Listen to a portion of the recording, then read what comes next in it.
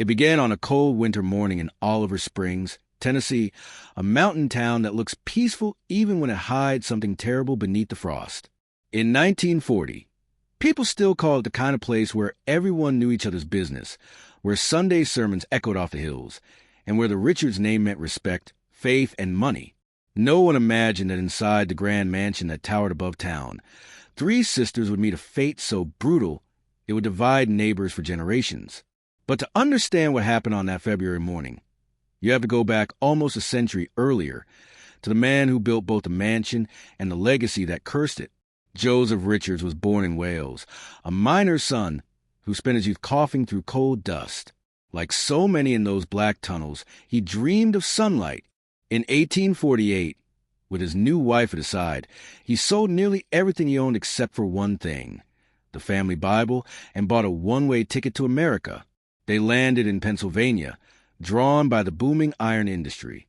Joseph worked 16-hour days, saved every penny, and studied every furnace he could get close to. 2 decades later, he made another bold leap south into the Appalachian Mountains, where the hills shimmered with untapped ore. There, he founded his own ironworks. By the 1880s, Joseph Richards was one of the most powerful men in East Tennessee. He controlled iron coal and soon water. Oliver Springs, with its 9 mineral springs said to heal the sick, caught his attention. He bought 2,000 acres for $20,000, a fortune in those days, and decided he would transform the town into a paradise. Under his vision, the dusty settlement became a boom town. The railroad arrived, hotels rose, and wealthy tourists traveled hundreds of miles to bathe in those mineral waters. Richards even built an elegant hotel himself, a monument to both prosperity and pride. At the top of the hill, overlooking it all, he built his masterpiece, an 18-room mansion with imported stained glass, carved staircases, and its own gas-powered lighting system, something most of Tennessee had never seen. Inside, it gleamed like a cathedral of wealth. Outside, it looked down over the people whose lives his empire touched. Richards also helped found the local Presbyterian church, ensuring his name was tied to faith as much as to fortune. But destiny has a way of testing pride. In 1888, while on a short business trip, Joseph Richards fell ill. Within days, he was dead, the dreamer buried beneath the dirt he once mined. His death cracked open a fortune and a family. When Joseph's was read, grief turned to greed. His 7 children, each raised to believe they were heirs to greatness, tore one another apart in courtrooms. The fighting stretched for decades, and when their children came of age, they repeated the cycle. Cousins suing cousins, the family name whispered through town with bitterness instead of reverence. By 1940, all that remained of Joseph Richards' empire was the aging mansion and the family name, now carried by 3 unmarried granddaughters, and Margaret and Mary Richards. The townsfolk called them the Mrs. Richards. They lived quietly, devoutly, and by all accounts, kindly, and the eldest worked at the local bank and played the organ every Sunday at the church her grandfather built. Margaret, practical and steady, kept the family books and sang beside her sister in the choir. Mary, the youngest, was a beloved schoolteacher, adored by children for her soft voice and gentle discipline. To outsiders, they were the image of refinement, educated, respected, and compassionate. To Oliver Springs, they were pillars of its soul. Their lives ran like clockwork. Church on Sundays, teaching and errands through the week, and quiet evenings by lamplight in that great house above town. Helping them around the estate was a 16-year-old boy named Leonard Powder Brown, a local black teenager who delivered groceries, carried coal, and tended to chores. He was an orphan with a difficult past. Some said he'd come from Pittsburgh. Others whispered Kentucky. No one knew for sure. After his parents' deaths, a local family had taken him in, teaching him to work for his keep. To the sisters, Powder was more than help. He was family. He smiled easily, spoke softly, and did his work with pride. The sisters often slipped him extra coins or a warm meal. Locals described him as shy and good-hearted. Terrified of guns, the kind of boy who crossed the street to avoid the undertaker's hearse. Still, every small town holds rumors. Some said he had a temper, that when provoked he could explode, and that was why they called him Powder, like gunpowder ready to ignite. But those who knew him best swore that wasn't true. They said the nickname came from the color of the coal dust that always coated his hands. Either way, no one could imagine the name would one day become legend. That Monday dawned gray and heavy. A cold mist curled around Walden's Ridge, swallowing the little town in silence. Inside the Richards mansion, the sisters moved through their morning routine. Mary dressed for work at the schoolhouse and left around 7:30. And Margaret stayed behind to prepare for their missionary meeting later that afternoon. They'd been in good spirits lately, excited to wear the new dresses they'd just bought in Knoxville for premiere of Gone with the Wind. They'd waited weeks for that night at the cinema, but they never lived to see it. At 9 a.m., a local miner stopped by to pay for his daughter's piano lessons. Everything seemed ordinary, but sometime after that visit, something or someone entered the mansion and shattered the peace forever. At 11 a.m., an Avon saleswoman knocked on the back door, expecting to be greeted by the sisters' usual smiles. Instead, she heard muffled sounds, moaning, maybe crying. When no one answered, she walked to front, raised her hand to knock, and froze. From inside came the sound of men's voices, low and tense. Frightened, she backed away and left. She didn't know it then, but she might have been the last person to hear those voices alive. Around the same time, 2 schoolboys carrying a note from Mary Richards arrived at the mansion. They crept to the basement window and peered inside, and saw the flicker of a lantern moving through the shadows. Terrified, they ran all the way back to school. Mary brushed it off as childish fear. Everyone said the old mansion was haunted. By 3 p.m., school ended. Mary hurried to the missionary meeting, but her sisters weren't there. Concern turned to dread. She excused herself and walked home, clutching her keys. The house was locked tight. Inside, silence. When she opened the front door, she screamed. At the bottom of the staircase lay her sister Margaret, her throat and face marked by bullets. Blood pooled on the polished wood that her grandfather once paced. Mary ran into the street screaming for help.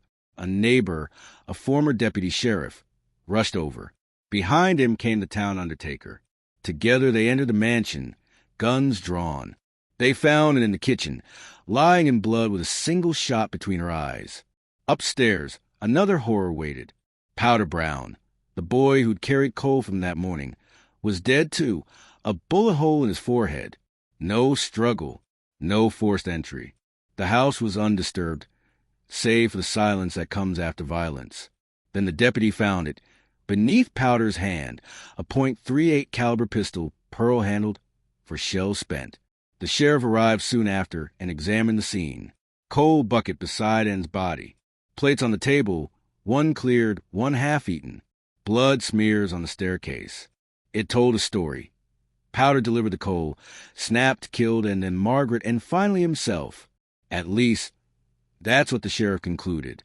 An open and shut case. Or so it seemed. Word of the murder swept through Oliver Springs faster than the winter wind. By sundown, what had once been a sleepy mining town was a scene of chaos. Neighbors, miners, coal haulers, and townsfolk from every corner of Rowan County gathered outside the Richards mansion, whispering, speculating, and praying. Inside, Sheriff Ward and his deputies worked by lantern light, their boots echoing across marble floors once polished by gentler hands. 3 bodies, 3 bullets to the head, no signs of robbery, no forced entry, and a pistol, conveniently found under the hand of a 16-year-old boy. It didn't take long for word to spread. The black houseboy, Leonard Powder Brown, had killed the Richards sisters, then himself. To some, it made sense. To others, it was unthinkable. According to the sheriff's report, Powder had arrived that morning to deliver coal for the sisters' fireplaces. Sometime around noon, an argument broke out, perhaps over his work, perhaps over the expensive new suit the sisters had recently bought for him. One version claimed that when another worker received a finer suit, Powder grew jealous. The sisters threatened to take his back. Enraged, the boy had supposedly snatched a revolver from a neighboring Hannah home, where he sometimes helped carry coal, and stormed back to the Richards mansion. The sheriff's theory painted the rest with grim precision. Powder entered the kitchen, confronted Ann, and shot her point blank between the eyes. He then turned on Margaret, who raised her hand in defense. A bullet pierced her wrist, another struck her neck, and she tumbled down the grand staircase. Finally, when his rage subsided, Powder realized what he'd done and turned the gun on himself. An open and shut tragedy of youthful temper. But the longer people stared at that mansion on the hill, the less sense it made. Mary Richards couldn't believe it. She sat trembling at a neighbor's house, wrapped in a blanket, insisting again and again that Powder would never hurt anyone. Not her, not her sisters, not even a stray dog. He was terrified of guns, she said. He wouldn't even wash the hearse when it came in from the undertaker's garage. Her words were echoed by others. Powder had been seen that day, alive and cheerful, long after the supposed time of the murders. At 1 p.m., a grocer swore Powder had bought a loaf of bread. At 1:15, a postal worker remembered him picking up mail for the Richards household. If the sisters had died around noon, how could Powder have been running errands an hour later? Yet the sheriff dismissed the timeline. He had his weapon, his suspect, and what appeared to be a confession written in blood. Within hours, Oliver Springs was split clean down the middle. Half the town accepted the sheriff's conclusion.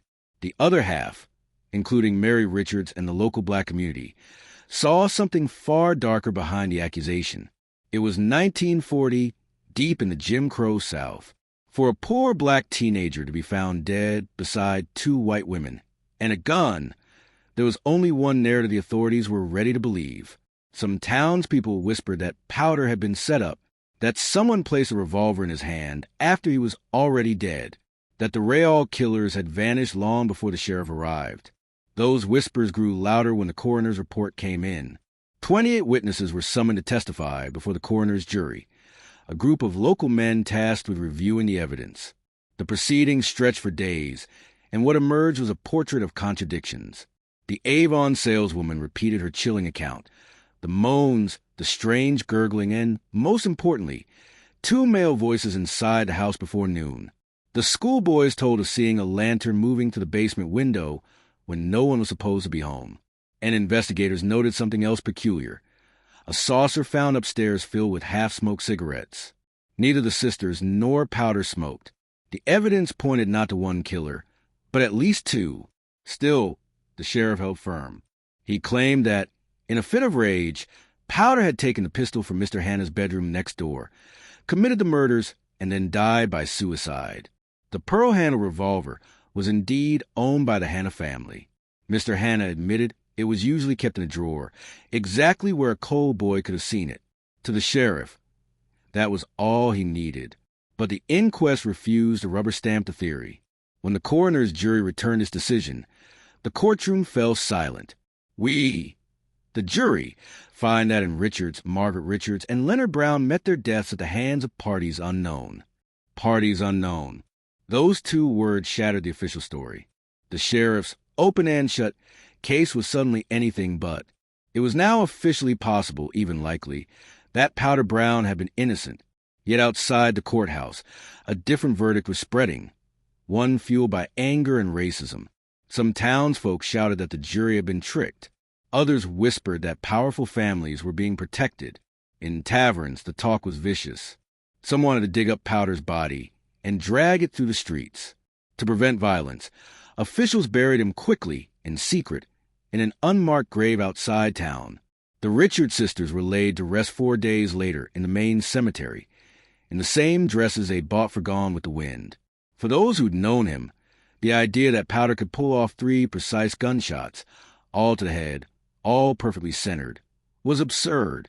He was small, quiet, and inexperienced with firearms. He couldn't even bring himself to touch a BB gun when other boys teased him, and yet the sheriff's theory depended on him firing with assassin-like precision. Even more disturbing were the burn marks on his face. Powder burns indicating the gun had been pressed directly against his skin when fired. It meant he'd been shot at point-blank range. But was that self-inflicted or staged? The revolver found beside him held 4 spent shells, enough for the 2 sisters and 1 for him. But none of the cartridges were ever tested for fingerprints or gunpowder residue. The investigation stopped the moment the sheriff decided Powder was guilty. Mary Richards never accepted it. She moved out of the family mansion, never spending another night inside. 7 years later, she sold the property for $1 to the American Legion. The following week, the mansion burned to the ground. Whether by accident or intention, every trace of evidence went with it. Over time, the case became local folklore. Some called it the curse of the Richards sisters. Others spoke of ghosts haunting the hillside, lights flickering in the ruins where the mansion once stood. Children dared each other to walk past the lot after dark. But beneath the ghost stories was a deeper wound, one that time refused to heal. Many in the black community believed Powder Brown had been framed to protect someone powerful, perhaps even someone in the family's orbit. Others suspected an inheritance dispute, that cousins or hired men might have targeted the sisters over the Richards' fortune. But without the mansion, without the evidence, everything became conjecture. For decades, silence hung over Oliver Springs like a fog. Heavy, persistent, unspoken. Families who'd lived there for generations avoided the subject altogether. The truth was too painful, and perhaps too dangerous. Then, 60 years later, that silence broke. For 6 decades, the story of the Richards sisters lingered over Oliver Springs like an unfinished sentence. People passed the old mansion site in silence, the ground overgrown where once polished staircases gleamed. Children were told to stay away, though no one said exactly why. The story had become too heavy, too complicated, and too haunted by guilt. In time, even the details began to blur. 2 sisters dead, 1 schoolteacher sister left alone, and a teenage boy blamed, buried without a marker, and remembered only as a whisper in the hills. But the past never stays buried forever. In the year 2000, a single voice brought it back. It began with a local radio station in East Tennessee that hosted a weekly segment on Appalachian history. Callers would share old tales, coal mine disasters, forgotten battles, family legends. On one quiet afternoon, the host received a call from an elderly man who refused to give his name. His voice was steady, but there was something heavy in the way he spoke, as if the truth had weighed on him for too long. He said he was 75 years old, and he had something to confess. He told the host that in 1940, he had been a 15-year-old boy living near the Richards property. He remembered that cold February morning, not because of what he heard afterward, but because of what he saw the day before the murders. As he walked past the Richards' home, he spotted 2 white men standing near the property line, watching the house. When he tried to get closer, one of them turned and told him to leave. They threatened to kill him if he ever mentioned what he'd seen. The caller said he had kept that secret for 60 years.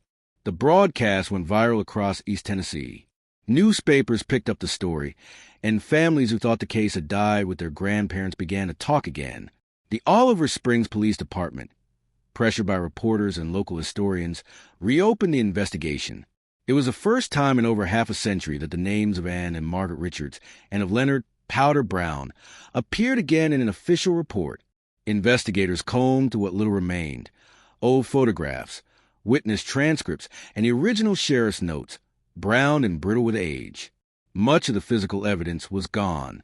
The mansion had been reduced to ashes, the revolver long lost, the coroner's records incomplete, but some details still spoke loudly, even after decades of silence. The autopsy summaries revealed that both sisters had been shot with deadly accuracy, clean shots to the head. Powder Brown's wound bore signs of close contact, too close to be self-inflicted, unless he'd held the gun in an awkward position. There were also inconsistencies in the sequence of events. The soot pattern on his face, the angle of the entry wound, the burn marks, all pointed towards someone else pulling the trigger. Investigators also revisited testimony from 1940 that had never been taken seriously. The Avon saleswoman's report of hearing male voices was now viewed as crucial. The schoolboy's account of seeing a lantern in the basement, long dismissed as childish imagination, was reassessed as possible evidence that other men were inside the house hours before the bodies were found. And then there was a strange discovery of cigarette butts in an upstairs saucer. The Richards sisters were devout Presbyterians who didn't smoke. Neither did Powder. The question of who those cigarettes belonged to became impossible to ignore. Forensic testing was no longer an option. But for the first time, a new generation of law enforcement openly questioned the old verdict. Retired officers who had grown up hearing rumors stepped forward with family stories. One recalled that the Hanna family, whose revolver was allegedly used in the crime, had political influence in the county. Another mentioned that in the days after the murders, certain men in town seemed unusually nervous, visiting the sheriff's office late at night. None of it proved anything, but the pattern of fear, secrecy, and protection was undeniable. At the heart of it all remained a question that had haunted Oliver Springs for 60 years. If Powder didn't do it, who did? The town's black elders remembered that period vividly. They spoke about the terror that spread after the sheriff declared Powder guilty. Rumors of mobs, of talk about dragging his body through the streets, of families quietly keeping their children indoors. When he was buried, it wasn't in the main cemetery. He was placed in an unmarked grave at night, far from town. No ceremony, no marker, no prayer. For decades, no one could say for sure where he lay, until a local historian decided to find out. Following interviews with aging residents and combing through burial records, the historian finally traced the site, a private field on the outskirts of town. It was said that Powder had been buried a day before the Richards sisters' funeral. Years later, the Richards family, who had never believed the sheriff's story, purchased a tombstone with their own money and placed it on his grave. It was their way of saying what they had never been able to say publicly. They did not believe he was a killer. When this discovery made local news, it brought a wave of reflection that few were prepared for. Generations had grown up believing the official story, that the black houseboy lost his temper and murdered 2 white women. To challenge that narrative meant confronting a painful truth about race, justice, and history in small-town America. Many families who had roots in Oliver Springs felt exposed. If the boy had been innocent, then the real killer or killers had walked free, protected by silence and privilege. Police officials reviewing the reopened case admitted that there was little they could do. Too much time had passed. Too many witnesses were gone. Even if the killers could be identified, they would likely be long dead. The point, they said, was no longer about prosecution, but about acknowledgement. In 2001, the Oliver Springs Police Department issued an official statement.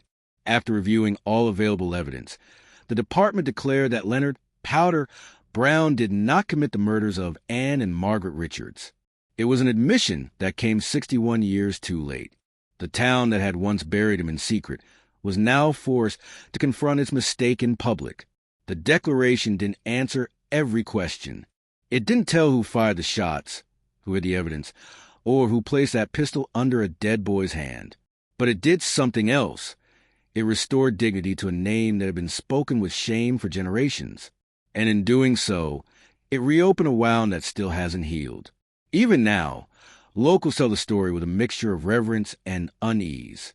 Some believe the murders were the work of outsiders, men driven by greed or jealousy over the Richards estate. Others insist it was a cover-up, that someone powerful in the town engineered the perfect scapegoat.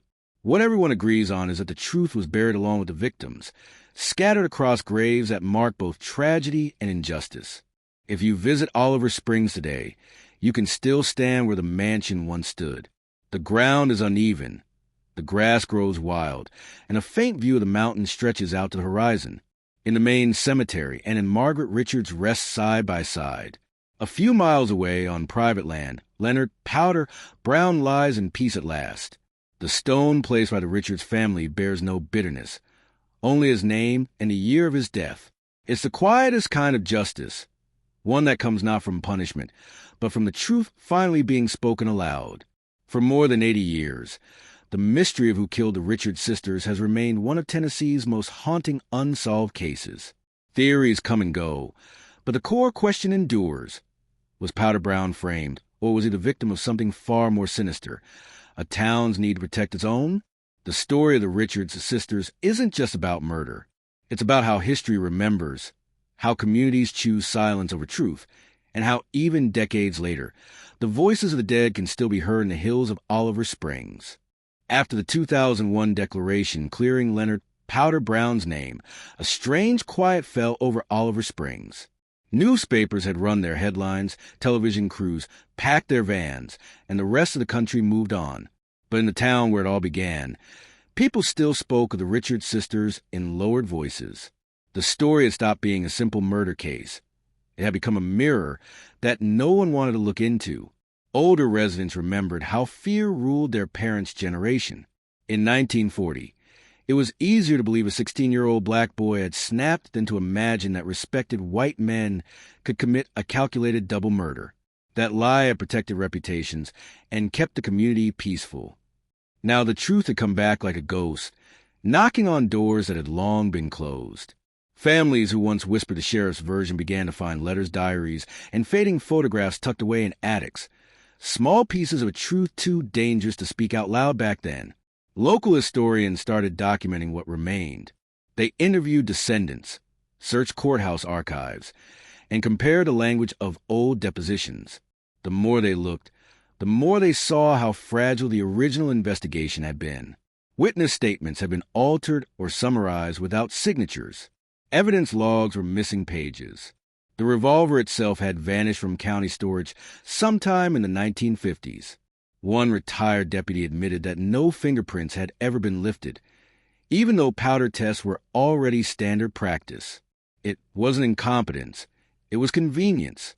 The community had needed closure, and Powder Brown, young, poor, and voiceless, had provided it. Mary Richards never lived to see his name cleared. She died quietly in 1958, the last surviving child of Joseph Richards' lineage. People who knew her said she never stopped visiting her sisters' graves, leaving fresh flowers every Sunday, even in winter. She kept a photograph of Powder on her mantle until the day she died. When her belongings were sorted, a letter was found among her papers. It was dated 1941, a year after the murders. In it she had written to a cousin, "I cannot find rest in this world knowing the truth lies buried somewhere beneath our own roofs." The letter was never sent. For decades, silence became Oliver Springs' inheritance. Children learned about the murders as local folklore. They heard about the haunted mansion, the light that flickered in its windows on cold nights, and the cold boy who still wandered the hills. They didn't hear about racial injustice, about fear, or about how truth was suffocated by pride. The past was easier to handle as a ghost story. But ghosts have a way of demanding to be heard.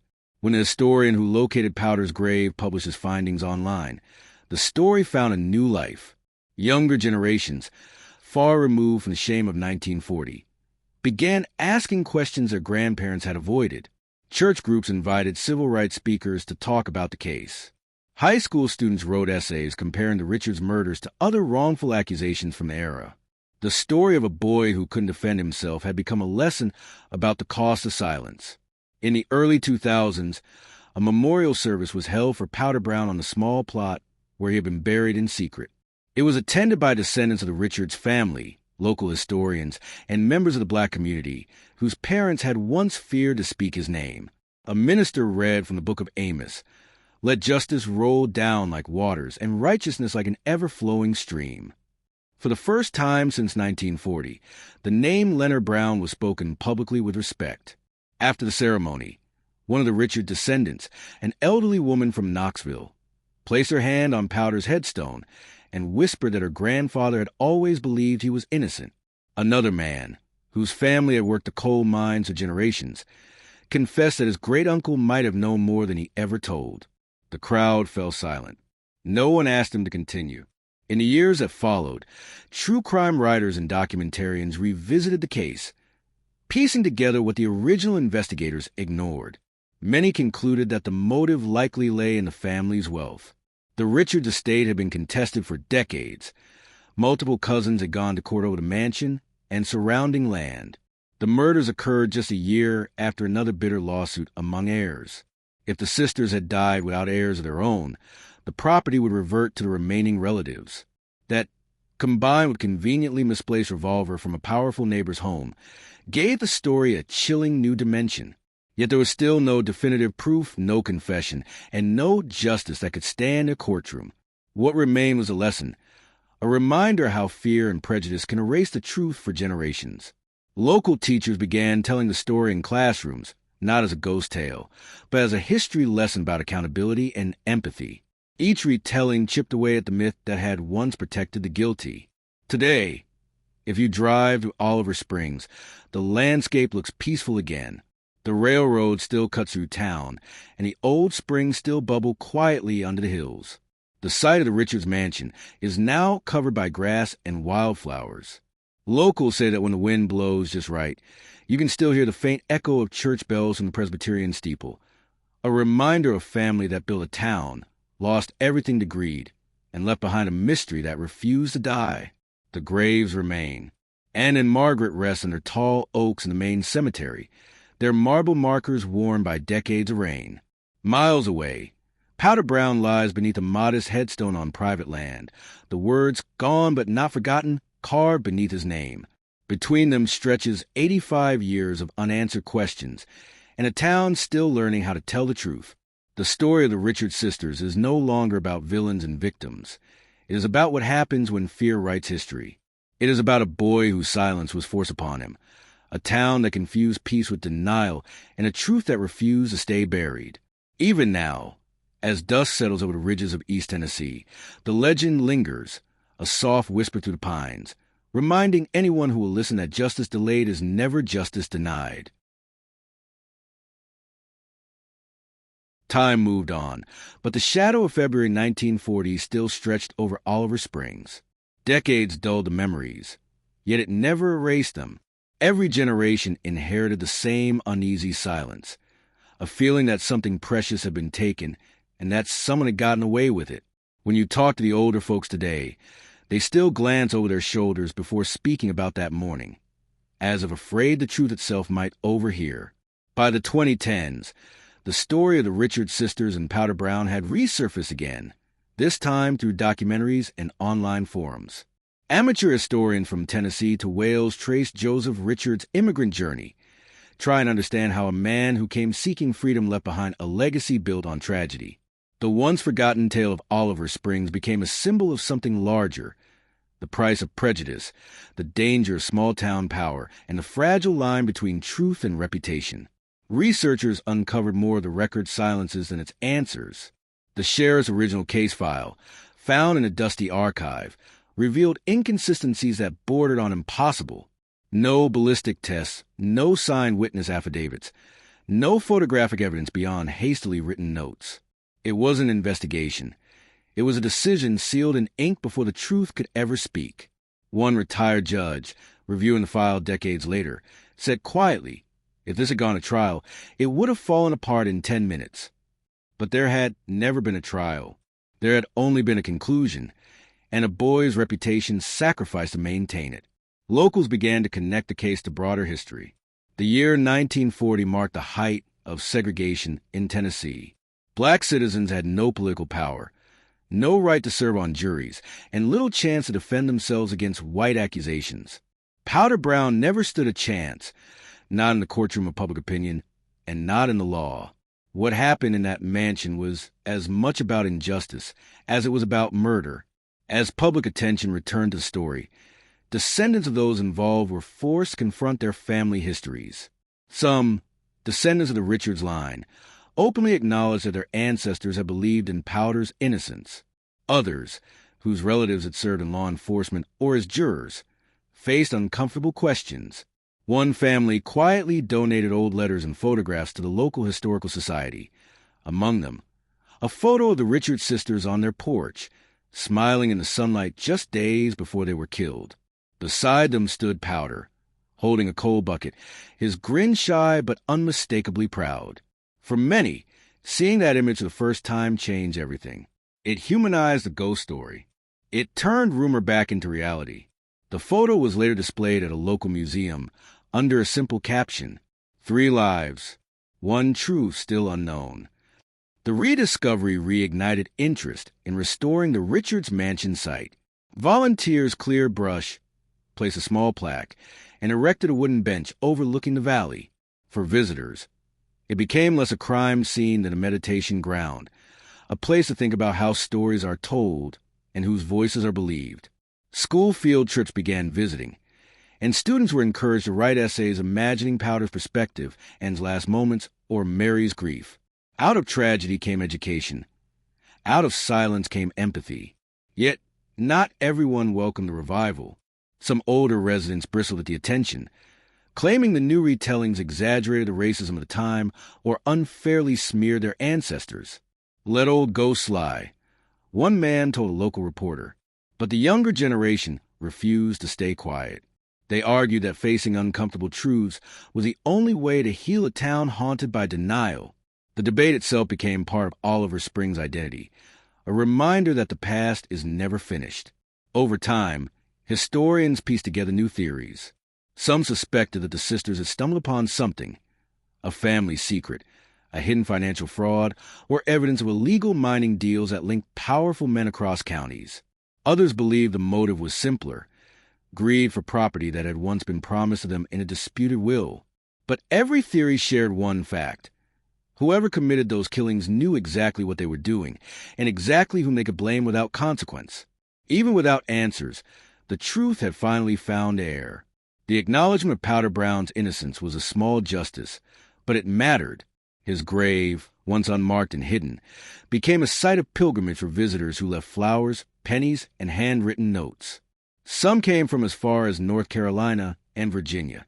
They said they wanted to honor a boy who'd been forgotten by history, to stand where he lay and whisper that the world had changed, that his name was safe now. The people of Oliver Springs changed, too. The story that had once divided them became something else, a shared reckoning. Every October, on the anniversary of the murders, townsfolk gather in the park near the old mansion's grounds. There's no ceremony, no speeches, just quiet reflection. They light candles for Anne, for Margaret, and for Powder, their lights flickering in the cold Tennessee wind. The event isn't about guilt anymore. It's about remembering. Because in the end, the Richards sisters' tragedy isn't just a story of death. It's a story of what happens when justice bends to fear, when truth is buried for convenience, and when it takes 60 years for a voice to be heard.